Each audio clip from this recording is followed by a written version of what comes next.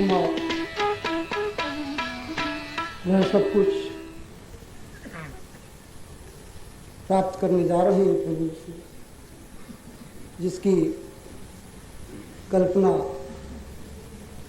हमारे जीवन की तो अपनी पहुंच से परे की बात, और ब्रह्मांड शास्त्रों में पता नहीं क्या क्या सुना पढ़ा, योगी ऋषि मुनियों की वाणी से बहुत कुछ सुना, लेकिन शायद अंतर के उन मर्मों तक बात नहीं पहुंच सकी कि ऐसा भी कुछ संभव हम अपने जीवन में कर सकेंगे, जहां ऐसी अमृतमयी बेला में ऐसा पीयूष पान हो रहा होगा और प्रभु के साक्षीभूत हम आप उनके शिष्य रूप में, साधक के रूप में ऐसा सौभाग्य प्राप्त कर ले जाएंगे। हमारी बहन सरला पंड्या, जो कि महिला सिद्धाश्रम साधक परिवार के अखिल भारतीय स्तर पर अध्यक्षा हैं, मैं उनसे निवेदन कर रहा हूँ कि जब वो मुंबई से पहुँची गई हैं तो आज प्रभु चरणों में हम सब की ओर से अर्पित करें। आइए बहन सरला।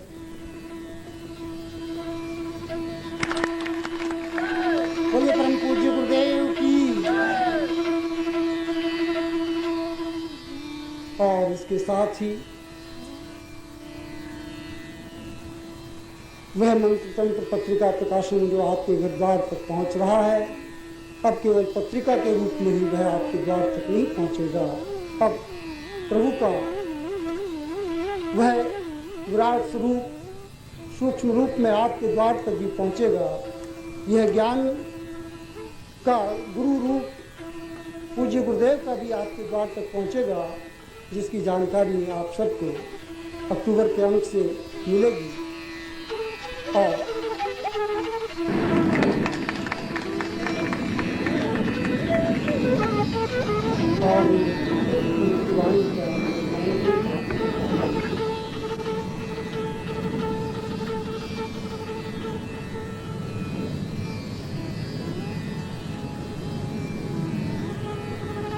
ब्रह्मांड रूपं ज्ञानं वदामि धरित्री धरामि सहितं सदानि पूर्वो सतां चिन्त्य विचिन्त्य रूपं ब्रह्म स्वरूपं गुरुवैश्वरम्।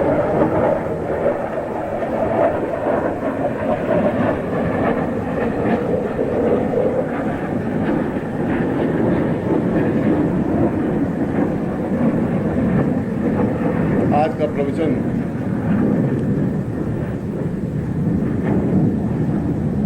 प्रवचन नहीं है और न स्ववचन है। यह तो सही शब्दों में आत्मवचन है कि मैं अपने शिष्यों और साधकों के सामने इन पूरे 5-7 दिनों में उन बातों को स्पष्ट किया जो बातें हमारे जीवन की एक आवश्यक जरूरी है, जो जीवन का आधारभूत रास्ता है, जीवन का आधारभूत चिंतन है। प्रवचन तो वह कहते हैं जो खुद पालन नहीं करे और दूसरों को वचन कहे कि सदा सत्य बोलो, झूठ नहीं बोलना चाहिए, परनिंदा नहीं करनी चाहिए, वो प्रवचन कहलाता है। स्ववचन जहां खुद बोले और उसका मनन कर सके, अध्ययन कर सके, अनुभव कर सके, वह स्ववचन है। और आत्मवचन जो अपने हृदय से निकल करके पूर्ण रूप से समस्त ब्रह्मांड के आत्माओं को, शिष्यों को और साधकों को सुना सके, वह आत्मवचन है। शंकराचार्य के श्लोक में जो मैंने आपके सामने रखा है, बहुत छोटी सी बात मगर बहुत महत्वपूर्ण बात कही है। कल मैंने शाम के प्रवचन में आपके सामने एक बात कही थी कि जीवन का सबसे बड़ा स्रोत, जीवन का सबसे बड़ा आनंद ब्रह्ममय हो जाने की क्रिया में है। और शंकराचार्य को इस बात का एहसास था, इस बात का इल्हाम था इस बात का निश्चय था कि जीवन एक जीव, और कल जब मैंने जीव के शब्द की व्याख्या आपके सामने की, तो जीव तो वैसे भी होते हैं जो केवल 7-8 महीने जिंदा रहते हैं, ऐसे भी जीव हैं, ऐसे भी जीव हैं जो 70 साल तक जिंदा रहते हैं। दोनों जीवों में कोई अंतर नहीं है। जितनी हड्डियां तुम्हारे शरीर में उतनी हड्डियां उनके शरीर में भी है, जितना थिंकिंग तुम्हारे शरीर में उतना थिंकिंग विचार उनके शरीर में भी है। वह भी प्रेम करते हैं, स्नेह करते हैं, ममत्व करते हैं, प्यार करते हैं, घृणा करते हैं, क्रोध करते हैं, और जीवन के सारे क्रियाकलाप आयाम करके मृत्यु को भी प्राप्त हो जाते हैं केवल 7 महीनों के अवधि में। इसका मतलब है कि ये सारी क्रिया करने के लिए हमारी पूरी जिंदगी में 7 महीने बहुत है, यदि हम सही तरीके से कर सकें तो। मुझे आज एक पत्र मिला, उस पत्र में थोड़ी तीखी बात कही है। तीखी बात कहने के पीछे उसका मंतव्य यह है कि मैं समझ सकूं कि जीवन का चिंतन, जीवन का आदर्श, जीवन की धारणा क्या है। भगवान बुद्ध के सामने एक व्यक्ति गया और उसने कहा कि आप बुद्ध हैं और आपने बोधिसत्व प्राप्त किया है, एक उच्च कोटि का ज्ञान प्राप्त किया है, आपने एक आत्म तत्व को प्राप्त किया है, मगर मैं ये जानना चाहता हूं कि ये सब ऊपरी दिखावा है आपका या कुछ वास्तविकता है, या केवल अपने शिष्यों के सामने ढोंग कर रहे हैं, या केवल शिष्य हैं उनके सामने ऐसा बता रहे हैं। हकीकत में भी आपके जीवन में कुछ ऐसे क्षण हैं जो आप बता रहे हैं, जो कह रहे हैं। वास्तव में बुद्धत्व आपके अंदर है या केवल ऊपरी दिखावट है? यह प्रश्न उस आदमी का नहीं था। यह प्रश्न आज भी सैकड़ों लोगों की जुबान पर है। मेरे बारे में भी ऐसा प्रश्न किया जा सकता है। और कोई साधु हो, कोई संत और कोई सन्यासी, चाहे शंकराचार्य हो, चाहे महावीर हो, चाहे कबीर हो, चाहे तुलसी हो, इस प्रकार के प्रश्न तो उन लोगों के हृदय से उठेंगे ही जिन लोगों के हृदय में पाखंड है, ढोंग है, छल है, कपट है। जो है वह तो दिखेगा ही, दिखेगा तो व्यक्त करने की ताकत है उसमें, यह अच्छी बात है। बुद्ध ने कहा कि तुम जो कह रहे हो वो बात तो सही है, मगर अब इस प्रश्न को करने से फायदा भी क्या? मैं तो बुद्धत्व तो प्राप्त किया हुआ हूं और मैं बहुत बड़ा ज्योतिषी भी हूं, बहुत बड़ा ज्ञानी भी हूं। बुद्ध ने ज्योतिष का बहुत बड़ा अध्ययन किया था और मैं ग्रहों, नक्षत्रों, कालों की गणना कर सकता हूं, मैं बता सकता हूं कि किस मोमेंट में संतान पैदा होगी। मैं यह भी बता सकता हूं, 1000 बार बताया, सही उतरा है कि किस मोमेंट में मृत्यु होगी। और तेरी मृत्यु आज से ठीक 14वें दिन है, यह गारंटी।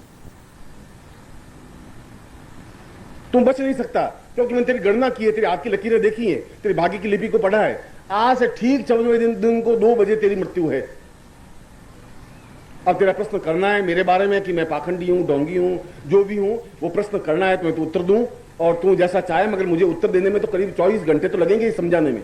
उसने कहा वो केवल 14 दिन मेरी जिंदगी के रहे। तो तू जवान है, 30 वर्ष का है, मगर मृत्यु तो 30 वर्ष की अवस्था में भी आ सकती है, 22 साल की अवस्था में भी आ सकती है, 60 साल की अवस्था में आ सकती है।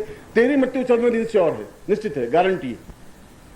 उनका इस पुत्र को कोई फायदा नहीं, आप जैसे भी हैं वो तो बात की बात है, पहले मुझे घर जाने दीजिए। वो घर गया है, अपने व्यापार को समेटने की क्रिया प्रारंभ की। हर समय 24 घंटे दिमाग में एक ही तनाव, हरदम एक क्षण की सारी मौत तो गारंटी है। बुद्ध की वचन गलत हो ही नहीं सकते, मिथ्या नहीं हो सकते। झूठ बुद्ध क्यों बोलेंगे? उनको क्या स्वार्थ है? मुझसे कोई दुश्मनी नहीं है। मैं 14 दिन में मृत्यु, बस खत्म। और उसने व्यापार को समेटना प्रारंभ किया। व्यापार में दुकान पे जावे ही नहीं, चिंता ही नहीं करे। पत्नी कहे कि तुम ये काम करना है, अपन को शादी में जाना है। उसने कहा बस शादी वादी छोड़ दूंगा, बस ठीक है, अब मुझे अपना चिंतन करने दे, भगवान का नाम लेने दे, अब केवल 13 दिन बाकी रह गए। बेटे ने कहा कि आप ये क्या कर रहे हो, इस बुद्ध तो साला पाखंडी ढोंगी है आपकी। उसने कहा नहीं, बुद्ध गलत नहीं हो सकता, अब मेरे केवल 12 दिन बाकी रहे, तुम सब छोड़ो, ये सब कुछ नहीं है। सूखने लगा, एकदम चेहरे पे पीलापन छाने लगा, आंख उसके अंदर धंसने लगी, शरीर में कपड़ों का होश नहीं, पहने तो पता नहीं, नहीं पहने तो नहीं पता, बोलना कुछ बात नहीं। प्रेमिका ने आके कहा कि तुम दुकान पे आती नहीं, रोज मैं आपसे बीच में मिलता था, क्या? उसने कहा छोड़, प्रेमी प्रेम वो हो गया सब प्रेम, जितने तेरे साथ जिंदगी बिताई अब याद रखना, मेरे बाद में 2-4 दिन काले कपड़े पहन लेना, बस ठीक है, तुम अपनी जगह मैं अपनी जगह, बस खत्म, तू ज्यादा रह नहीं सकेगी, मेरे तो 11 दिन बाद मौत है। आस पड़ोस वाले पूछने आए क्या हुआ, बीमार कैसे पड़े? वो खाट में पड़ गए। हरदम 24 घंटे दिमाग में एक ही बात की जब मृत्यु है तो सारी बात समाप्त करो। एक आदमी को भेजा हरिद्वार से गंगा जल ला, गंगा जल से स्नान किया, साधु के भी उस मंदिर गया नहीं था, वो रोज भगवान शिव के जाने लगा, जल चढ़ाने लगा, घर में एक मूर्ति स्थापन की, घर में बैठा पूजा की, प्रार्थना की, पत्नी को समझाया कि सब बेकार है, जिंदगी में कोई रस नहीं है, कोई सार नहीं है, बेटे कोई मेरे साथ थोड़ी जाएंगे, ये कफन में ओढ़ूंगा तो कफन भी साला डोम खींच के ले लेगा। उसने कहा कि ये आदमी ऐसा कैसे हो गया, जो भौतिक पूरा घोर स्वार्थी, भौतिक सारा डंडी मारने वाला बनिया, ये आया कहां से? ऐसा हुआ क्या इसको? 8 दिन रह गए, 7 दिन रह गए, 6 दिन रह गए, खाट में पड़ गए। डॉक्टर आवे, इलाज करे, वैद्य दवा देखे, उसकी दवा कोई लगे नहीं। उसके 24 घंटे तनाव, जिंदगी में एक ही चिंतन, एक ही विचार की जब बचना ही नहीं है तो अब इतना महल, ये मकान, ये 7 होने वाला 2 मकान नए बना रहा था, उसको बंद करवा दे, कोई फायदा नहीं, बेटे हैं सपूत बनाएंगे, कोई मतलब नहीं। एक ब्राह्मण को बुलाया, उसने दान दिया, दक्षिणा दी। उसने कहा कि ये, पत्नी ने कहा तो आप क्या करें? उसने कहा कि मेरे साथ पुण्य जाएगा, ये कुछ जाएगा नहीं। 14 दिन आ गए, 10 बजे, 11 बजे, 12 बजे, उनको नीचे पड़ा हुआ खाट पर, आस पास में पत्नी खड़ी, बेटे खड़े, बहुएं खड़ी, नौकर खड़े, मुनीम खड़े। 1 बज गया, 1 घंटा बाकी है मृत्यु का। बिल्कुल पीला चेहरा, उठने की हिम्मत नहीं, पानी पीने की हिम्मत नहीं, कोई चाह नहीं, मन में किसी प्रकार की भावना नहीं। और ठीक 2 बजने में 5-7 मिनट बाकी रहे, बुद्ध आए। उसने कहा क्या बात है, एकदम हुआ क्या तुझे, ऐसा पीला? उठने की उसकी हिम्मत नहीं, शरण छुए।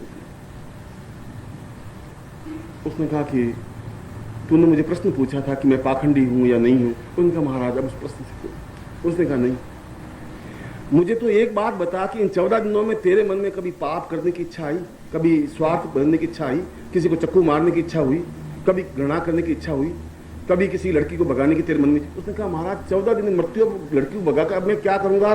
मैं दुकान पे नहीं गया, डंडी नहीं मारी, मैंने कुछ किया ही नहीं, गुरुजी मुझे क्या करना, किसी से लड़ाई नहीं की, कि क्या लड़ाई करने से क्या फायदा, पड़ोसी से तो लड़ता था रोज। उनका कोई मतलब नहीं, अब तो केवल 5-7 मिनट बाकी रहे। उसने कहा देख, मैं भी मृत्यु को हर क्षण अपने पास ही देखता हूं, इसलिए मैं भी पाप नहीं कर सकता। तू मृत्यु को समझ रहा था 60 साल बाद, इसलिए पाप छल कर रहा था, और मैं हर क्षण अपने पास मृत्यु को देखता हूं। और जो व्यक्ति हर क्षण अपने मृत्यु को समझता है, क्रिया करता है, वो छल नहीं कर सकता, वो पाखंड नहीं कर सकता, वो ढोंग नहीं कर सकता, बस साधु बन सकता है। तुम मेरे मुझ में इतना ही अंतर है। तुम जिस चश्मे से मुझे देखते हो, बस उसमें अंतर इतना ही है। मैं मृत्यु को अपने सामने बिल्कुल स्पष्ट देखता हूं, इसलिए तुम्हारी नजर में तुम्हारा मतलब 60 साल की उम्र, तुम सोचते हो मृत्यु बहुत दूर है, इसलिए तुम पाप कर सकते हो, घृणा कर सकते हो, और मेरे प्रति दुर्भावनाएं रख सकते हो, मेरे प्रति दुश्चिंताएं रख सकते हो। मैं अगर कहीं भी जाऊंगा, किसी मिलूंगा, कुछ है ही नहीं, न पत्नी है, न बंधु है, न बांधव। पत्नी से मिलता हूं, वो भी पत्नी से मिल रहा था, बेटों से मिल रहा था, हिसाब किताब भी देख रहा था, अनासक्त भाव से। ये अनासक्त भाव जीवन का तब आ सकता है जब आदमी उस स्तर का पहुंच सकता है, और ये अनासक्त भाव जीवन का आवश्यक तत्व है। जिसको इस बात का एहसास है कि मृत्यु तो है ही, रावण और बाणासुर जैसे व्यक्ति चले गए तो मृत्यु तो आएगी, अगर वो मृत्यु को नहीं रोक सके तो मैं भी मृत्यु को नहीं रोक सकूंगा। जो पैदा होता है वो समाप्त होगा ही, वो समाप्त होना ही चाहिए, वो समाप्त होगा तो नया खिलेगा। मगर जो हर क्षण इस चिंतन को करता है वो पाप नहीं कर सकता, वो छल नहीं कर सकता, उसके आंख में विकार नहीं आ सकती, उसको धोखा नहीं दे सकता, वो किसी प्रकार की किसी के प्रति दुर्भावना नहीं रख सकता। और बुद्ध कह रहे हैं कि शिष्यों को बता रहा था बुद्ध कि तुम्हारे और मेरे बीच में अंतर इतना ही है, तुम्हारे मन में वासना, विकार, गंदगी, झूठ, छल, कपट के पीछे कारण ये है। मैं भी उस प्रश्न करने वाले को बुद्ध का उपदेश देकर के समझा रहा हूं, बुद्ध के उदाहरण के माध्यम से समझा रहा हूं। प्रश्न उसने भी ऐसा ही किया है, मैं उस तथ्य को, उस चिंतन को ही आपको समझा रहा हूं। यह अलग बात है कि तुम्हारे आंखों के ऊपर चश्मा एक अलग चीज है, तुम एक दूसरी नजर से देखते हो। एक नेताजी ने गाय खरीदी, गाय खाली ऐसे की घास खा गई नहीं, नेताजी के यहां से गाय आई, वहां तो हरी हरे चारा चलने वाली, वो किसान ने खरीदी। अब घास खावे नहीं, पास में खड़े रहे नहीं, लात मारे, भूखे मरने लगी। उस आदमी ने कहा मैंने 1400 रुपये में गाय खरीदी, गाय कुछ खाती नहीं है घास। अब नेताजी तो रोज हरी हरी चना उसको खिलवाते थे, बहुत अच्छी घास खिलवाते थे, मैं कहाँ से लाऊं? पड़ोसी को जाके पूछा 3 दिन से गाय कुछ खा नहीं रही है। उसने कहा कि हरा चारा। उसने कहा हरा चारा मैं रोज कहाँ से लाऊंगा, हरा चारा ये तो गाय तो रहेगी, मुझे क्या मालूम था नेताजी की गाय ऐसी। उन्होंने कहा इसकी आंखों पे हरा चश्मा बांध दे। उसके तो हरा चश्मा बांध दिया गाय के, वो घास देखे तो हरी, जो चीज देखे तो हरी, और आराम से पूंछ हिलाती हुई खाया गई। आपकी आंखों पर चश्मा चढ़ा हुआ है, बस जो भी देख रहे हैं आप एक रंगीन देख रहे हैं, आपके देखने में आपके चश्मा चढ़ा हुआ है। मेरी आंखें बिल्कुल निर्मल है, स्वच्छ है। ये अंतर है, ये दृष्टिकोण है। इसीलिए इस श्लोक में एक और नवीन बात जब मैं दीक्षा दे रहा हूं आपको, दीक्षायाम मृतमस्नुते ही। दीक्षा का मतलब है जो कुछ आपके पास है वह मृत हो, क्योंकि मरने से अमृत पैदा हो सकता है। मृत अमृत, अगर आप अपने विकारों को मारेंगे तो अमृत पैदा होगा, अंदर के जहर को समाप्त करेंगे तो उस घड़े में अमृत आएगा। अमृत तभी आ सकता है जब घड़ा में से वो जहर कुछ छलकेगा, कुछ अंदर से निकलेगा। जब निकलेगा ही नहीं तो उसमें एक बूंद भी जा नहीं सकती। उस बूंद के जाने के लिए भी कुछ खालीपन, कुछ रिक्तता आनी चाहिए।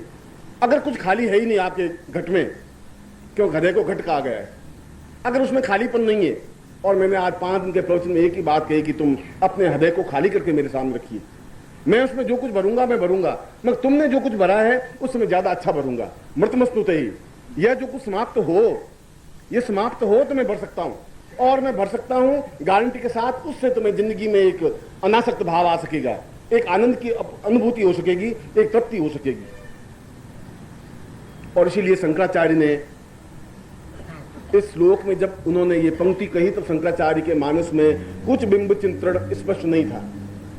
इसलिए नहीं था कि ब्रह्मोपनिषद की ज्यों की त्यों पंक्ति को उन्होंने श्लोक में उतार दिया। ये मूल संस्कृत में जो पंक्ति है शंकराचार्य की पंक्ति नहीं है, ये भाव शंकराचार्य के नहीं है। शंकराचार्य ने कहे जरूर है, मगर है ब्रह्मोपनिषद की पंक्ति। और ज्यों का त्यों शब्द उतार देना अपने आप में कोई महत्वपूर्ण घटना नहीं है, अपने मानस में मंथन करके उतारने की क्रिया है। और उन्होंने उस ब्रह्मोपनिषद के उस सूत्र में बहुत एक उत्तम बात कही है कि देवता, मनुष्य और पशु में अंतर कुछ है ही नहीं, हो भी नहीं सकता। पशु भी दीक्षा ले सकते हैं, लेते हैं। अगर आप देखें तो कुत्तों को बहुत अच्छा गले में पट्टा बांधते हैं। अगर आपने तो हिंदुस्तान में तो मैं नहीं कह सकता, अगर आप बंबई चले जाएं तो आपको बहुत अच्छे कुत्ते मिलेंगे, पिन्नी पिल्ली गले में लटकाए हुए, बगल में दबाए हुए, 24 घंटे उसी को लटकाए हुए रखते हैं। और अभी महीने भर पहले आपने न्यूयॉर्क की एक न्यूज नहीं पढ़ी, अखबार में बहुत अच्छी न्यूज आई थी। समाचार था कि एक पति पत्नी बहुत झगड़ा, और अगर झगड़ा नहीं हो तो फिर पति पत्नी हुई कैसे? पति पत्नी का मूल स्रोत आधार यही एक झगड़ा हो तो पति पत्नी है, ये कन्फर्म है। एक होटल पे गए, एक होटल में पति पत्नी दोनों गए, उसकी दूसरी शादी थी, तो पति थे बेचारे 45 साल के, पत्नी थी 22 साल की, 20 साल की। तो मैनेजर को डाउट हुआ तेरी वाइफ है कि नहीं, कुछ पता नहीं। उसने कहा कि आप दोनों पति पत्नी हैं। पत्नी कहा बोलते क्यों नहीं, शर्म नहीं आती तुम्हें? बोलते हो क्या, या मर गए हो, सांप सूंघ गए, क्यों नहीं बोलते? मालूम पड़ गया तुम पत्नी है, गारंटी, इसमें कुछ पूछने की जरूरत नहीं। अब मैं कन्फर्म हो गया, ये कन्विंस। इतना बोलने की ताकत पत्नी में ही हो सकती है, अगर ऐसा बोलेंगे तो पत्नी बन ही नहीं सकती। वहां पति पत्नी में झगड़ा था ही। तो पति ने जब मरा तो उसने कहा इस रांड को मैं अकल दूंगा, ये रांड जिंदगी भर मेरा खून पीती रही है। उसने अपना सारा धन, $10 करोड़ थे, वो अपने कुत्ते के नाम लिख दिए कि $10 करोड़ कुत्ते को दिए जाए, और पत्नी को केवल ₹100 गुजारे के लिए हर महीने दिए जाए। वो तो मर गए। अब बड़ी प्रॉब्लम था। अब वसीयतनामा लिखा हुआ कुत्ते के नाम, $10 करोड़, और यहां $100, सिर्फ $100 से कैसे होगा? उसने वकीलों से राय ली। वकीलों ने कहा एक ही तरीका है कि आप इस कुत्ते से शादी कर लें, तो आप इसकी पत्नी बन जाएंगी, पत्नी बने संपत्ति के अधिकारी बन जाएंगे, उसमें कोई लंबी चौड़ी बात ही नहीं है। और उसने कोर्ट में जाके कुत्ते से शादी की। तो तुमसे ज्यादा सौभाग्यशाली लोग दुनिया में बैठे हैं, कोई नई बात नहीं है, दीक्षा उनकी भी होती है।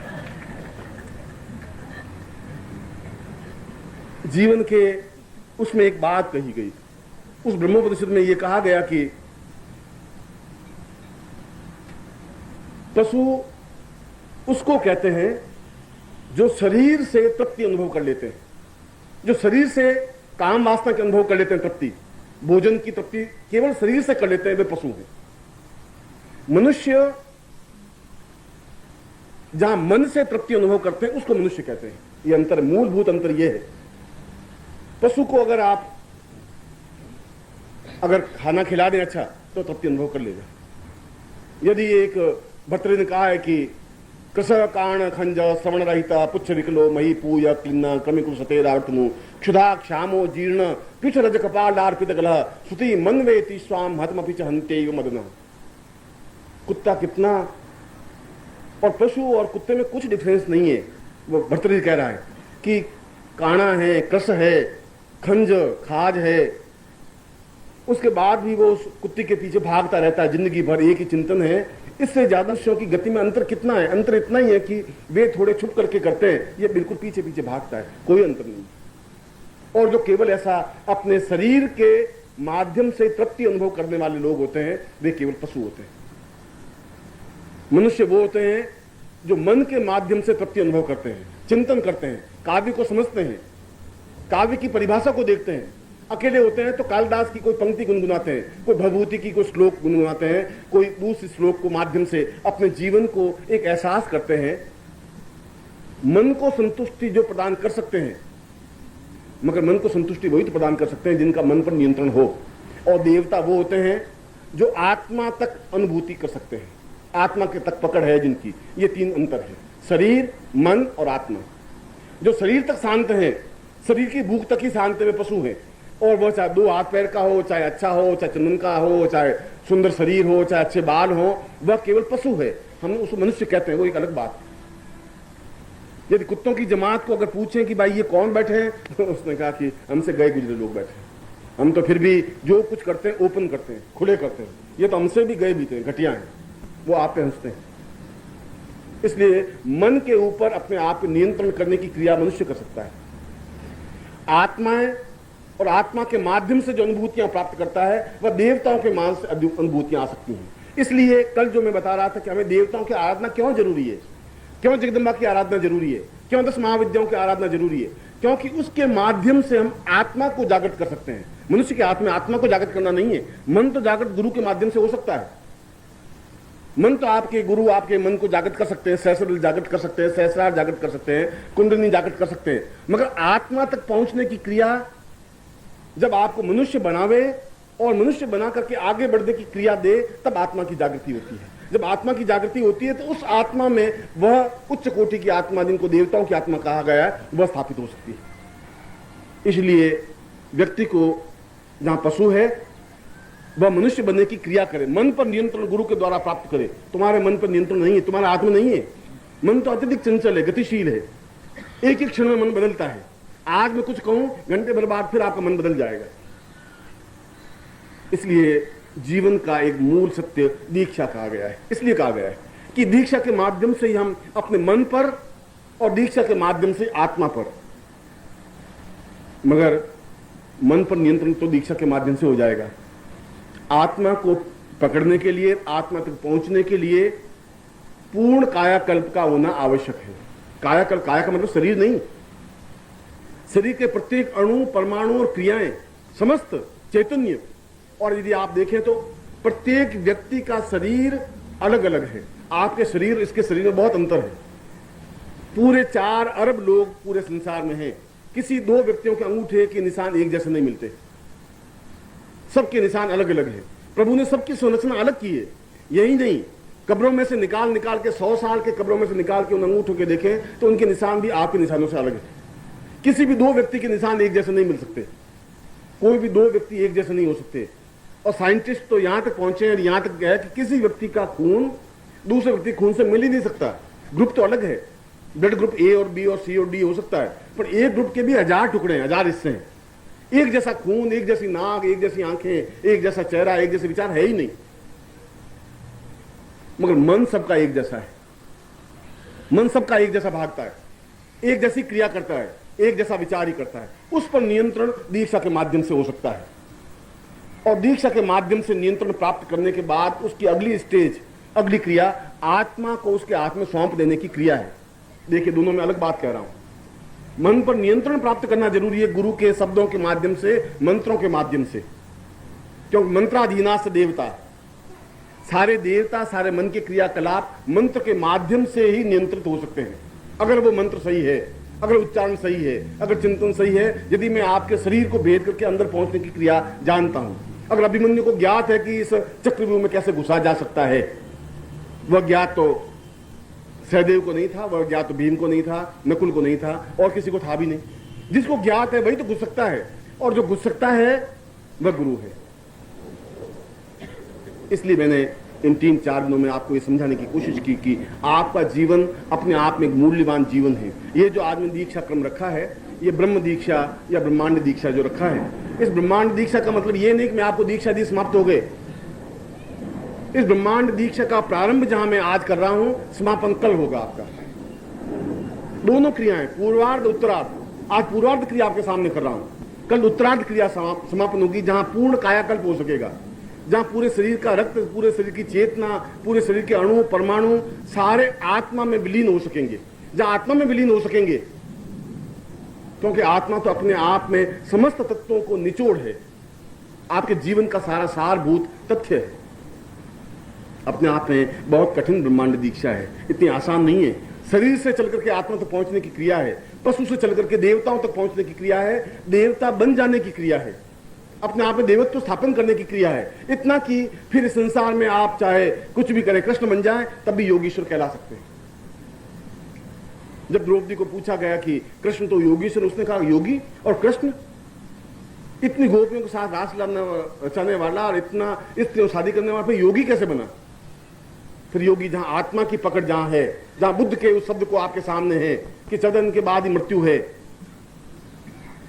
जहां आदमी में छल झूठ कपट सब कुछ है। रामकृष्ण परमहंस के पास एक शिष्य आया, उसने कहा कि ऐसा कैसे हो सकता है कि केवल एक ही बिंदु पर, आपने कहा ध्यान लगाएं, ध्यान लगाने का मतलब है केवल एक बिंदु पर केंद्रित हो, ताटक करें, केवल एक ही चीज मानस में रहे। ऐसा कैसे हो सकता है? मन तो बहुत भटकता है। उसका मन तो भटकता ही नहीं।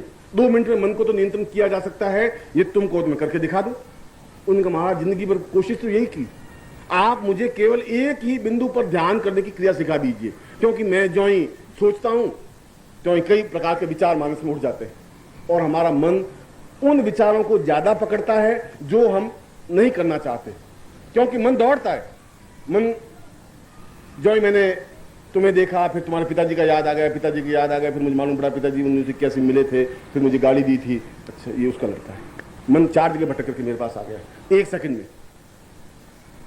इसलिए जो हम नहीं चिंतन करना चाहते, मन वही चिंतन करता है। मन हमारा बिल्कुल विरोधाभास में।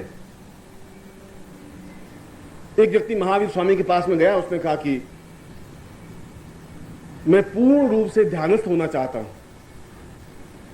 उनका ध्यानस्थ होने के लिए बहुत लंबी छोटी बात नहीं है, ध्यानस्थ तुम हो सकते हो, मगर मैं तुम्हें एक मंत्र देता हूं, उस मंत्र का तुम्हें जाप करना है, मगर उस मंत्र में एक शर्त है।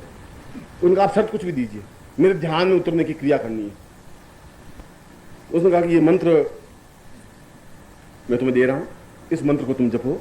और यदि आप देखें तो जैनों में और जैन ग्रंथों में महावीर स्वामी का पूरा जीवन मंत्र में व्यतीत हुआ। उन्होंने जो अपरिग्रह कहा, अचौर्य कहा, जो उन्होंने 5 आयाम दिए, वे तो उस मंत्रों के आधारभूत सत्य हैं। जितने तांत्रिक शब्द और जितने तांत्रिक मंत्र जैन ग्रंथों में, उतने हमारे ग्रंथों में है ही नहीं। जितने महावीर स्वामी ने साधना की है, बुद्ध ने साधना की है मंत्रों के माध्यम से, उतनी साधनाएं तो हम पूरे हिंदू जीवन में कर ही नहीं पाए। उसने कहा कि ये मंत्र तो तुम जप लेना, मगर एक बात ध्यान रखना, आधा घंटा मंत्र जाप करे, 20 मिनट मंत्र जाप करे, पर तुम्हें बंदर का याद नहीं आना चाहिए, बस बंदर की चेहरा नहीं दिखना चाहिए, बाकी कोई भी चेहरा दिखे तो कोई बात नहीं, पर तेरा ध्यान लग जाएगा, केंद्रीभूत हो जाएगा। महाराज मेरे तो गांव में बंदर नहीं है, आप चिंता नहीं करिए। बंदर हमारे यहाँ जैसलमेर में बंदर कहां से आएंगे? उनको वो तो कोई बात नहीं, मगर तुम्हारा ध्यान लग जाएगा और एकदम अखंड समाधि में चले जाओगे। मगर ये ध्यान रखना, बंदर आना नहीं चाहिए, ध्यान में चिंतन में नहीं आना चाहिए। उनका आ ही नहीं सकता, आप मंत्र बता दीजिए। उन्होंने उनको मंत्र बता दिया, ओम क्लीम वही वैरोचनीय क्लीम फट। वो घर गया, घर जाने के स्नान वान किया, धोती पहनी और गमछा रखा, और महावीर स्वामी पर पूरी आस्था थी। उनका बस अपन को एक ध्यान रखना है, मंत्र पढ़ना है, बंदर का ध्यान नहीं आना चाहिए, बस इतना ही तो करना है। अब जो ही आंख बंद के बैठा तो बंदर बिल्कुल सामने आ गए, काला मुंह और पूंछ लंबी और खौं खौं कर। साला आज 35 साल की अवस्था में बंदर कभी सामने नहीं आया। फिर कुत्ते हुए झटका और फिर आंखें मसली ओम क्लीम, आंख बंद की, क्यों जो ही आंख बंद की नहीं फिर आया नहीं बंदर बिल्कुल सामने। कभी पूंछ हिलावे कभी हाथ हिलावे, साला घंटा 2 घंटे बीच में, साला पूरी जिंदगी में साला बंदर कभी आया नहीं। अब ये साला महावीर स्वामी ने साला मंत्र ये ऐसा दिया है, इसमें साला बिल्कुल सामने आके बैठता है। आंख खोल करके बैठेंगे, आंख खोल के बैठे तो बस बंदर सामने झपटता हमारे। 3-4 घंटे बाद उनका ये आप महावीर स्वामी कहाँ मंत्र दिया साला? इस मंत्र को बंदर का मंत्र है क्या है साला? जिंदगी भर मंत्र नहीं आया। ये बंदर बुलाने का मंत्र है, आपने किया क्या हुआ? उनका कभी जिंदगी बंदर नहीं आया। गायें आई, भैंसें आई, ऊंट आए, औरतें आई, आदमी आए, बंदर कभी नहीं। आज साला बंदर के अलावा कुछ आ ही नहीं रहा है। आपका मन जो दबोचता है वही पैदा करता है। जिसको आप दबोचेंगे अंदर, जितना आप अंदर दबोच लेंगे वह चीज प्रस्फुटित होगी। जिस चीज को आप अपने आप को, इसलिए पश्चिम के वैज्ञानिक दबोचते नहीं है। जो कुछ है वह 2 टूक साफ कहते हैं। अगर उनके मन में घृणा है तो कह देंगे आई एम सो सॉरी, मैं तुमसे बातचीत नहीं करना चाहता हूं। अगर प्यार है तो 2 टूक कह देंगे मैं तुमसे प्यार करता हूं। यहां पर ऐसा नहीं है कि बस छुप छुप के देखे, आंख झपकाए, फिर चश्मा चढ़ा के देखे, ऐसा कुछ नहीं होता। पश्चिम बिल्कुल साफ है, क्योंकि ज्यों ज्यों वासनाएं दमित होंगी त्यों त्यों वासनाएं ज्यादा उभरेंगी। जब वासनाएं ज्यादा उभरेंगी तो आदमी ज्यादा जटिल, आदमी ज्यादा परेशान, आदमी ज्यादा दुखी होगा। मैं इंग्लैंड गया तो इंग्लैंड में अगर आप देखें तो टेम्स नदी है, जैसे हमारी गंगा नदी है, वो लंदन के बिल्कुल टेम्स नदी बहती है। मैं बाइक को साथ में लेके गया था पहली बार। मैं तो वहां के लक्षण जानता था कि लंदन के लक्षण क्या हैं। वहां तो गुरुजी उतरे हवाई जहाज से तो ये पहली शर्त है कि मकान मालकिन की कोई लड़की हो तो दौड़ेगी, झूमेगी गले से पकड़ करके, हो हेलो गुरुजी, बस वो पूरी झूम। मैंने कहा कि पिछली बार तो जो कुछ हो गया सो हो गया, इस बार वाइफ है साथ में, अगर कोई जुमा जामी हुई तो मेरे हालत जो तुम्हें जाके खराब हो जाएगी। मैंने भाई को ठेर तक पट्टी पटाता रहा। मैं कहा देख भाई तू आई है अपने इंग्लैंड की नहीं है, इंग्लैंड की बात दूसरी है, वहाँ हालो दूसरे ढंग से होता है, बातचीत दूसरे ढंग से होती है। तो वाइफ ने कहा ठीक है ठीक। उसने सोचा ऐसा थोड़ा ही होगा, कोई ठीक ठाक है। जो उतरे एक मिस्टर वुड के हम ठहरना चाहते थे और वो बेचारे वहां पर तो सीधा हेलो, और अगर मिले नहीं और सीने से लगे नहीं और गला पकड़े नहीं और झूमे नहीं और टांगे ऊंची उठावे नहीं, तब तक तो मतलब कुछ हुआ ही नहीं। अटैचमेंट नहीं बताया। यहाँ पर भी जैसे बेटी आती है, सिर पे हाथ फेरते हैं, बिल्कुल पास में बिठाते हैं, तो ऐसा बेटी को लगता है कि माँ के मन में अटैचमेंट है। जो ही हवाई जहाज से उतरा, वुड की लड़की दौड़ी, 18-19 साल की थी। हेलो गुरुजी, और एकदम गले से पकड़ करके मैंने थोड़ा सा हाथ नीचा किया, वाइफ ने पकड़ा हाथ खींचे। ये क्या कर रही है, दिमाग खराब है, शर्म नहीं तुझे? तो उसने मेरी तरफ देखा, मुझे पूछा कि सी इज योर वाइफ? यस। क्या कह रही है? ब्लेसिंग, तुम्हें आशीर्वाद दे रही। कह रही तुमने बहुत अच्छा किया। उनका yes, then I will repeat it. मैं नहीं तो एक बार और कर दूं? मैं नहीं माता जी इतने में बहुत खुश हो गई है, और तो ज्यादा रिपीट करेगी तो मेरे लिए अटैक पैदा कर देगी, तो रिपीट करने की जरूरत नहीं है। वो बेचारी बहुत खुश हुई कि माता जी बहुत खुश हुई है, और कल्चर्ड लोग हैं, सभ्य लोग हैं, ऐसे नहीं है, अनकल्चर्ड नहीं है। मैं कहा वो तो सही है, मगर अब तुम चलो।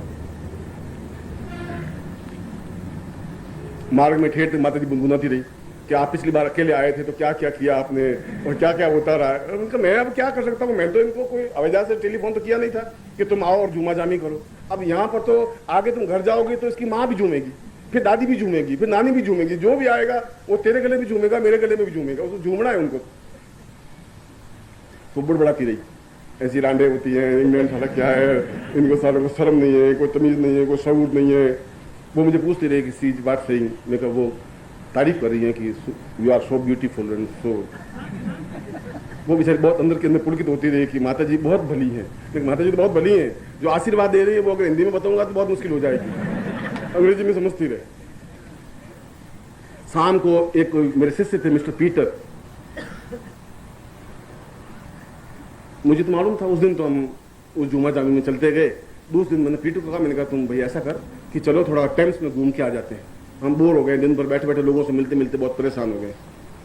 मैंने कहा माता जी यहाँ एक मंदिर है बहुत अच्छा, यदि आपको दर्शन करने हो तो उसमें कहो लंदन में मंदिर, लंदन में मंदिर क्यों नहीं हो सकते, भगवान की मूर्तियां ही मूर्तियां हैं।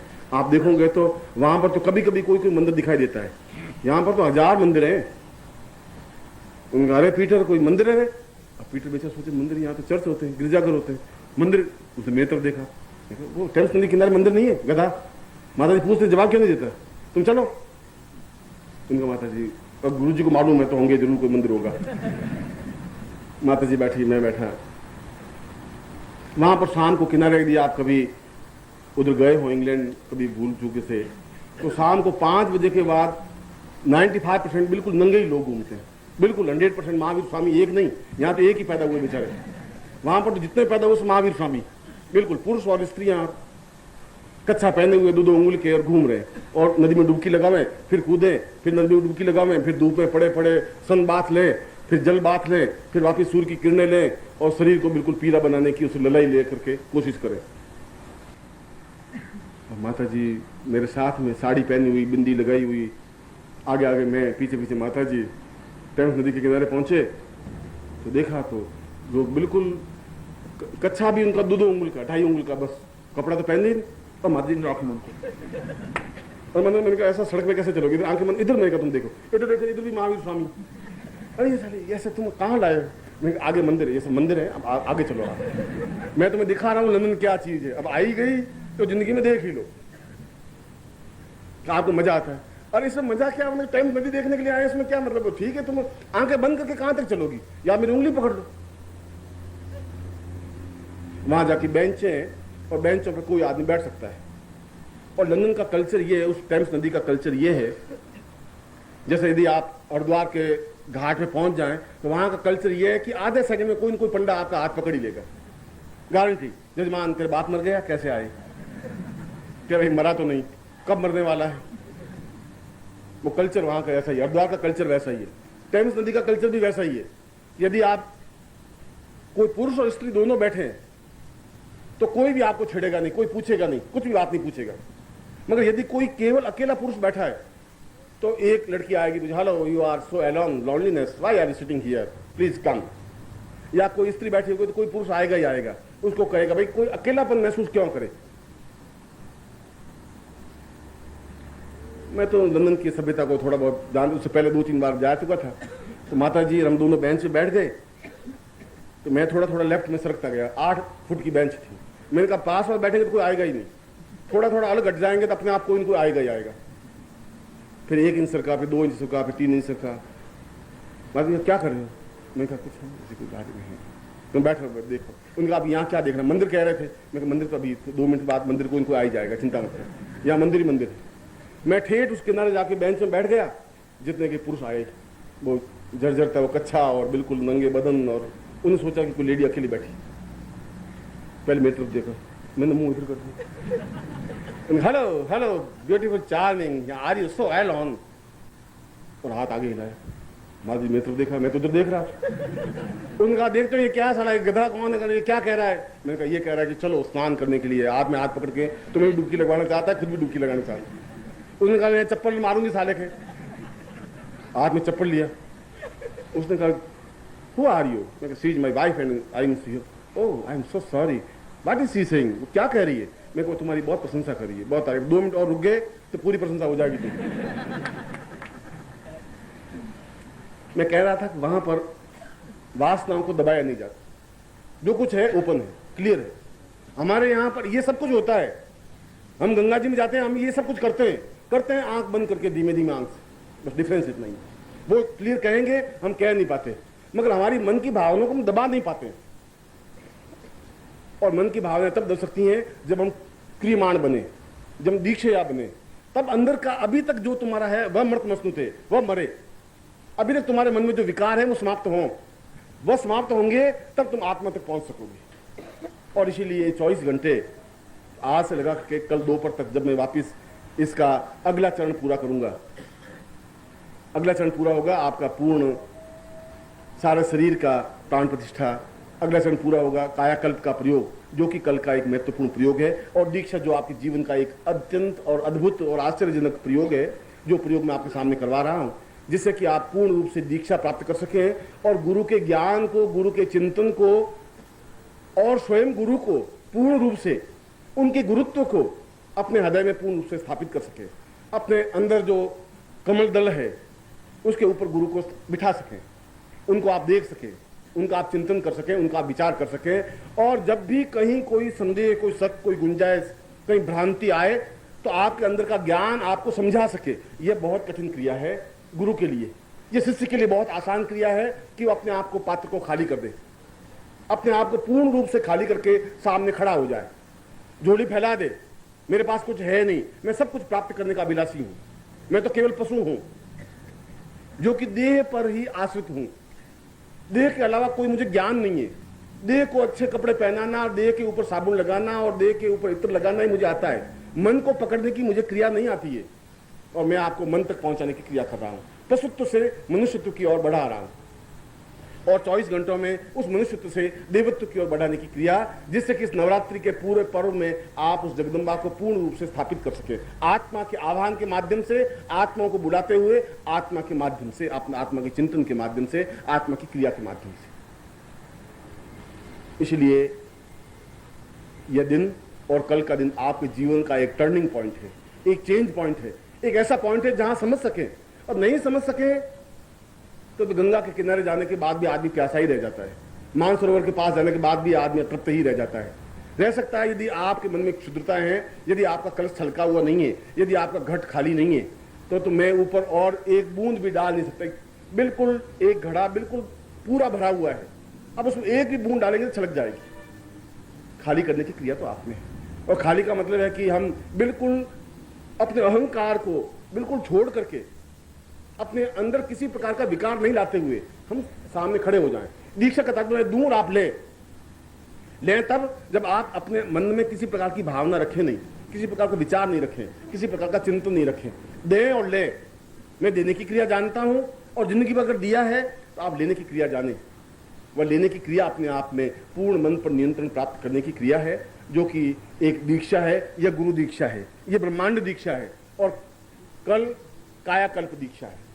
कायाकल्प का मतलब है, फिर मैंने कहा काया का मतलब है शरीर, काया का तात्पर्य है क्वचित माम पूर्व स काया, मन को समझने की क्रिया काया है। स आत्मा वैम स काया, आत्मा को अपने अंदर स्थापित करने की क्रिया, और ये सब आत्मा है।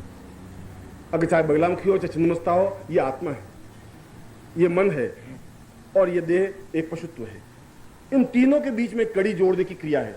केवल गुरु ही नहीं, गुरु के ऊपर तक पहुंच सके, जीवन का एक क्रियमाण है, मगर है गुरु के माध्यम से ही। डुबकी तो उसके माध्यम से ही लगेगी। आप सब सामने बैठ जाएं, जीवन का एक बहुत महत्वपूर्ण पाठ, एक जीवन का बहुत बड़ा चिंतन, बहुत बड़ा विचार मैं आपके सामने रख रहा हूं। बहुत बड़ी क्रिया आपके सामने होने जा रही है। आप उसी भावना को लेते हुए रहा था कि अगर आप आए तो कोई प्रभु ने चिंगारी दी है। हजारों, 4 अरब में से कुछ लोग अगर सामने खड़े हैं तो ये बहुत बड़ी बात है। जब पहली बार बुद्ध ने उपदेश दिया तो एक भी व्यक्ति नहीं था। आपको मालूम है, बुद्ध ने जब पहला उपदेश दिया, पेड़ों को उपदेश दिया, एक ही शिष्य सुनने को तैयार नहीं था। उन पेड़ों को अपनी पूरी बात, बुद्ध को तो अपने ज्ञान को देना ही था। और बुद्ध भी पूरे मनुष्य ही है, मतलब पेड़ भी मनुष्य ही है, बस आप चलते फिरते और खड़े हैं। बाकी हृदय, धड़कन, चेतना, विचार, भावनाएं पेड़ों में भी उतनी आ सकती है, प्रकृति में उतनी जितनी आप में। पहला प्रवचन उन्होंने पूरा 1 घंटे का प्रवचन पेड़ों को दिया। महावीर स्वामी ने पर्वत की ओर खड़े होकर के मुंह करके पूरा 1 घंटे का प्रवचन दिया। ईसा मसीह ने पहली बार जब बताया तो कोई सुनने के लिए तैयार नहीं था। 4 से कंकर सामने रखे और उनको अपनी बात कही।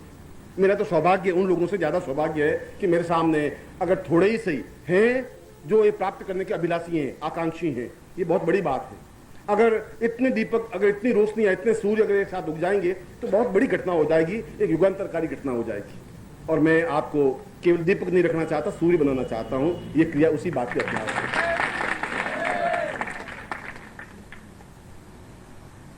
सबसे पहले आप हाथ जोड़ दें और फिर आपका मन आपके पास में रहे, बिल्कुल निश्चल निसंत भाव से। कहीं आप विचलित नहीं हो, क्योंकि अद्भुत चीज प्राप्त करने के लिए बहुत ज्यादा अपने आप को संयमित रहना जरूरी है तुम्हारे लिए।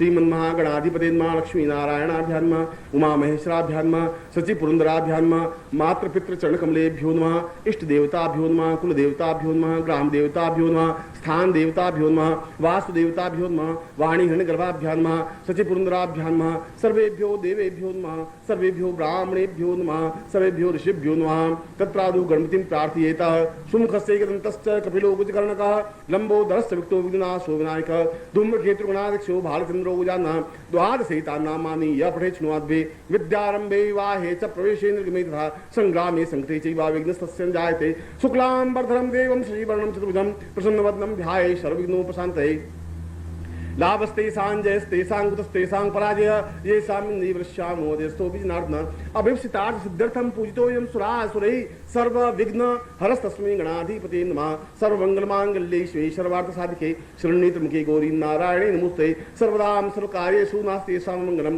येषां हृदिस्थो भगवान् मङ्गलायस्तनो हरे तदेव लग्नं सुग्नं तदैव ताराबलं चन्द्रबलं तदैव विद्याबलं देवबलं तदैव लक्ष्मीपते तिं सुनामि यत्र योगेश्वरः कृष्णो यथ पार्थो धनुर्धरः तत्रासु विजयो भूति ध्रुवानीति मद्रिमः सर्वेष्वामृतकार्येषु त्रयस्ते मुनीश्वरां देवादिहन्तु सिद्धिं ब्रह्मेशां जनार्दनः वक्रतुण्ड महाकाय सूर्यकोटिसमप्रभा निर्विघ्नं कुरु मे देव सर्वकार्येषु सिद्धिदः श्रीमन्महागणाधिपतिर्मा ऋद्धिसिद्धिसितं सायुध्यन्तां पुरुषां गणपतिम् आवाहयामि स्थापयामि तत्रादूतां पुरुषां अथास्मानं स मात्र पितृ अपने माता पिता के चरणों को प्रणाम करें जिन्होंने आपको देह दिया स पुरुषां स चैतन्यं सा पूर्व अथास्मानं स तुभ्यं स मातृपितृभ्यो नमः तत्रादु सर्वदेवानां इष्ट देवताभ्यो नमः इष्ट देवतां स कुल देवताभ्यो नमः कुल देवताभ्यो ग्राम देवताभ्यो नमः ग्राम देवताभ्यो वासुदेवताभ्यो नमः तत्रादु गुरुं प्रार्थयेत गुरु ब्रह्मान् गुरु विष्णु गुरुदेवो महेश्वर गुरु साक्षात् परब्रह्म तस्मै श्री गुरुचरणकमलेभ्यो नमः ध्यानमूलं गुरुमूर्तिर्पूजामूलं गुरुपदं मंत्रमूलं गुरुवाक्यं मोक्षमूलं गुरुकृपा मूकं करोति वाचालं पंगुलंघयते गिरिं यत्कृपानं वन्दे परमानन्दमाधवं गुरुचरणेभ्यो समर्पयामि साधु शिखाबन्धनं चोटी गांठ लगो मानस्तोकित नये मानो आयुखमानो गोकुमानो अश्वेखुमानो वीरांद्रहामिनो वादिरे त्वामहे तत्रादो स्वास्थ्य तिलकम कृत्वा कुमकुम लेकर के ललाट पर तिलक करिए नमो शुनंताय सहस्रमूर्तये सहस्रपादाक्षरोर्भावे सहस्रनाम्ने पुरुषाय शाश्वते सहस्रकोटि उदाहरणे नमस्ते गन्धां पान्तो ब्रह्माणं सा पुरुषां तस्मानं स चेतन तुभ्यं संपर्दये अस्पक्षान्ति अस्त्र जलादाय हाथ धोकर के दाहिने हाथ में जल लीजिए राइट हैंड में जल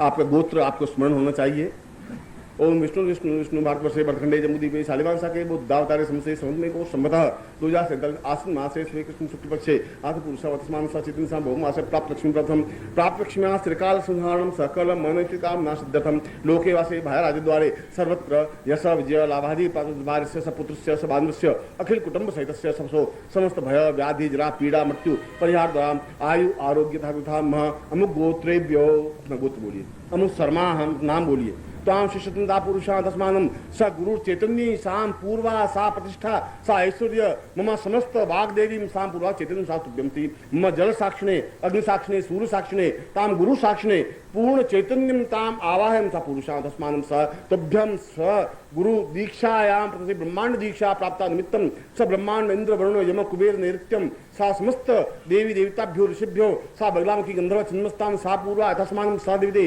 जगदम्बां सा ऐंग्लीं स महाकाली महालक्ष्मी महासरस्वती सा ब्रह्मा विष्णु रुद्रा ऋषय समस्त देवता विशिष्ट विश्वामित्र गर्ग अत्रि कणादृश्य सा चैतन्यो सा परमसी सा साक्षी भूतेन सा निखिल स्वानंदांत नांद सीमादि सा गुरु साक्षी भूतम सा चैतन्य सा तुभ्यं संपर्ददे छोड़ दीजिए सूर्य को प्रणाम कर दिए ओम सुदैवाहितं पुरुषाचक्रमुचरतः पशेम सरदः संजीवेमस्तगुंसुमयाम सदः सतम पुंसज्ञपुंसा पुरुषं समानं सातुभ्यंसा पूर्वा तस्मानं सा चैतन्ये सां पूर्वा अथास्मान् तुभ्यं संवर्धये सूर्यकृष्णेन रजसात्मानो निवेशयन् मृतमिञ्च हिरण्येन सवितार्थेनादेवो याति भुवनाभिहुन्ना सूर्य तेजस्वितां प्राप्ता निमित्तं बल बुद्धि साहस तेजस्ताम् आकाक्षेण सां पुरुषां आकाशं क्षम ब्रह्मा सा पुरुषं तहि तत्र द्वस दिक्पाल सूर्य पूर्व पृथ्वीता पुरुषां अथास्मानं पश्चिमे सां उत्तरो यमसि दक्षिणे सां वायव्य अग्नि ईशान्य पूर्वं 10 दिक्पालेभ्यो आवाहयामि स्थापयामि एवं पूर्वा अथास्मानं स चिन्ते सा एवाह सा बल बुद्धिं सा बलः सा बलिं सा मनः बलसी मन संकल्प सत्वता पुरुषां तुभ्यं संपर्ददेः अब आपके सामने जो वस्तुएं हैं दीक्षा की, उन वस्तुओं पर कुमकुम की बिंदी लगाइए। 4 वस्तुएं होंगी इसमें, किसी भी एक वस्तु पर पहले कुमकुम लगाइए। स मनः तेजसे नमः, दूसरे पर ध्यानस तेजसे नमः, नंबर 3 पर चैतन्य तेजसे नमः, चौथे पर आत्म तेजसे नमः। फिर चारों पर वापस एक एक बार और बिंदी लगाइए। सा पूर्व तेजसे नमः, साम दिव्याम तेजसे नमः, सा आत्म तेजसे नमः, स क्रियमाण तेजसे नमः। फिर एक बार बिंदी लगाइए। सा चैतन्यम तेजसे नमः, सा प्राण प्रतिष्ठाम तेजसे नमः, सा आत्मानुभूतियम तेजसे नमः, सा ब्रह्मांडम तेजसे नमः। उन चारों चीजों को अपने बाएं हथेली में ले लीजिए, लेफ्ट हैंड में,